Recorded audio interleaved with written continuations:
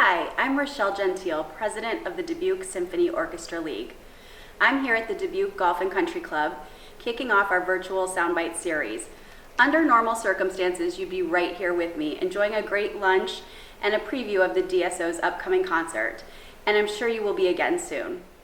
As you may know, the DSOL develops and administers projects, programs, and events that provide music education opportunities to folks of all ages, as well as financial support to the DSO and its youth ensemble programs.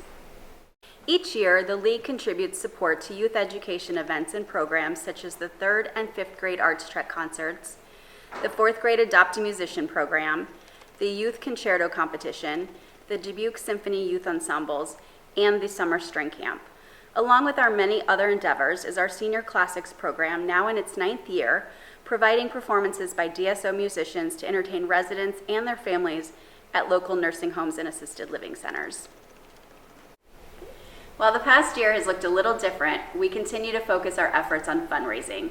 We encourage and welcome you to join us in our 54th year of supporting the DSO.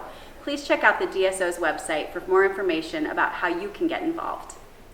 We hope to see you soon, but before I go, I'd like to introduce our esteemed music director and conductor, Dr. William Intriligator.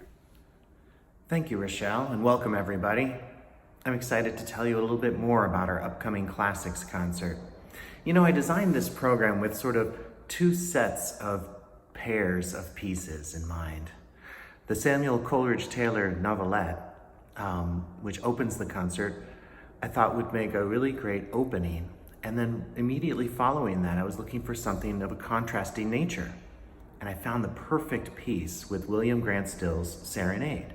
I'll be talking about that in this lecture. The other two pairs of pieces speak to each other as well. The Hummel Trumpet Concerto and the Mozart Symphony No. 41, the Jupiter Symphony, were written in, about 13 years apart or something like that.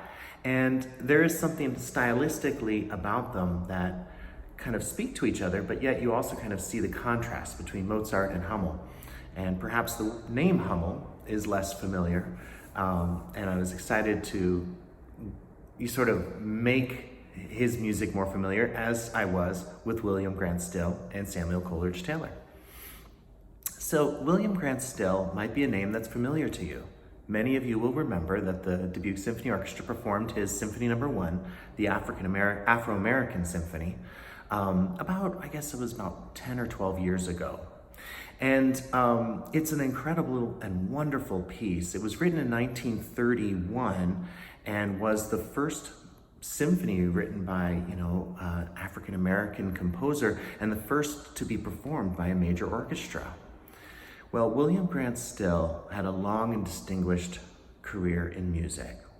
And for Classics 4, we're going to be performing a piece from a much later period, his Serenade from 1957. William Grant Still, like Samuel Coleridge Taylor, tried throughout his musical career as a composer to bridge the gap between Western art music of a specifically European influence and his African roots. William Grant Still would embrace the idioms of jazz and blues and spirituals and so forth. In fact, he actually said that blues, perhaps more than spirituals, are, a pure reflection of the African sort of soul, that they had no European influence that sometimes can occur in spirituals. Well, yes, he embraced these different kinds of things and he bridged the gap. He brought this sense of certainly a lot of blues in his music to these traditional classical forms like symphony. He wrote operas, chamber music, choral pieces, art songs. He was a very prolific composer. Just to take another step back, he wrote nearly 200 pieces. I think he wrote 5 symphonies, 8 operas, numerous pieces for film, television, radio. He was part of the Harlem Renaissance in the 1920s with Duke Ellington and those amazing poets. He had an amazing career. Oh, excuse me. Accidentally started playing this piece here. His Serenade, like I said, came from a time when he was still involving blues and other kinds of jazz influences in his music, but he was embracing a kind of wider American idiom, what he called his universal idiom. He wanted his music to really reach across barriers. That was a really important thing for William Grant Still. He wanted his music to promote racial understanding. He wanted it to encourage universal brotherhood. He was a very humble and pious person. He was deeply religious. And the piece that we're gonna play was surprisingly written on a commission from a high school orchestra in Montana. It's a lovely 8-minute serenade for strings, harp, flute, and clarinet.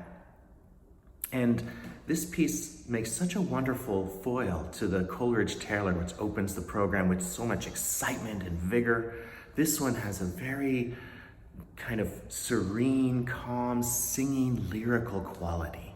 Just listen to this opening with the beautiful cellos and harp.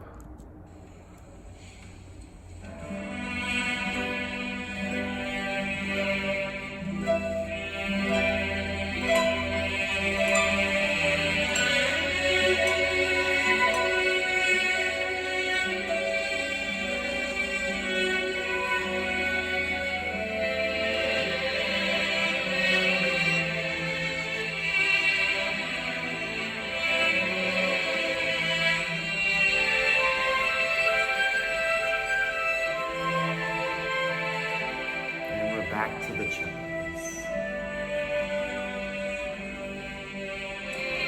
Oh, you just hear that bluesy tinge there. Gorgeous.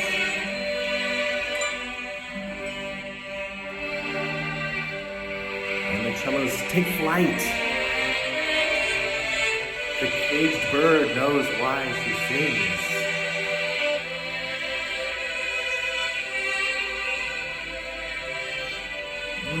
It's as if the cellos are just trying to just go up to heaven. We have a little B section. There's sort of an A, B, A, C, A form here going on. Not to get too technical. So this is our second part. A little lighter in the mood too in that second part. But what a great symphonist, what a great melodist William Grant Still was. What an incredible sound that was. I mean, there's nothing like singing cellos, right? Singing cellos added with harp. Oh, it's heavenly. Some people have said that maybe this piece has a bit of a reflection of William Grant Still's southern roots. You know, he was born in Mississippi and raised in Little Rock, Arkansas.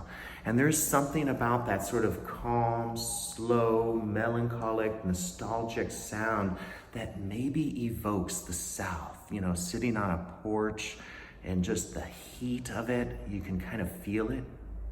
Now, by contrast, the C section, as I described it, there's like 3 different kinds of sections here. And as I mentioned, it's sort of A, B, A. So the cello theme is the A and it comes back. And then C is this third section, and then we'll come back to the cellos at the end. This third section is particularly interesting too. At around, about 3.5 minutes into it or so, the flute and clarinet, just individual flute and individual clarinet, take over the opening interval from the cello, that ba-ti-ti, and they become obsessed with that ba-dum, ba-dum, ba-dum, ba-dum. And it's almost like an insistence on that or something. The rhythm changes, and very significantly, the harmony changes to, instead of G major, G minor. It's a darkly tinged sound. And to me, it actually has a sort of reminiscence of sort of a Native American sound. Like he's trying to do something purely American here. It even almost sounds a little bit like Dvorak's New World Symphony. Let me jump to that section of the music here, pardon me. 1 second. I'm gonna jump there. All right, here we go. Let's listen to this a little bit. We're just making a transition into it.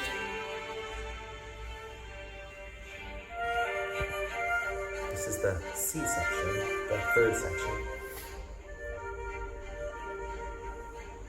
flute and clarinet with gently sort of like stepping strings and rhythm. Do you hear that little, like maybe homage? Wild harp part there is fantastic. Do you hear that? It's like an homage almost to Dvorak's New World Symphony, I think. There's a hint of that same hint that Dvorak does in his New World Symphony of a Native American kind of sound. And then the strings take over.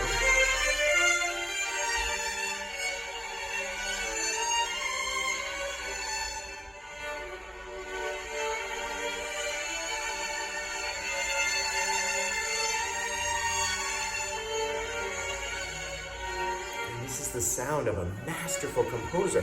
Why don't more people know his name? William Grant Still, incredible composer. He lived a very long life and was honored in his lifetime with many honorary doctorates. He lived from 1895 all the way to 1895 to 1978. Wow. He was known as the Dean of American Music, or the Dean of African American Music. Eventually that cello theme comes back after a few transitional sections. And let's just hear a little bit of the ending. It's gorgeous.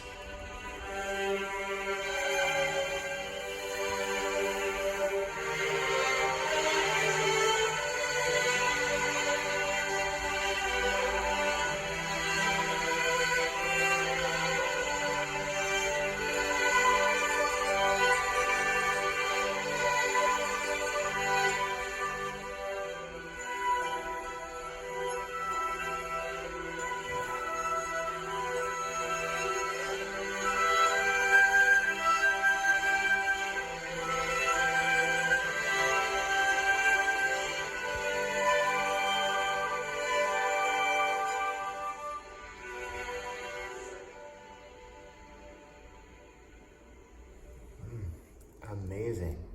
I have to give credit. That's an absolutely gorgeous performance that you can find and watch online.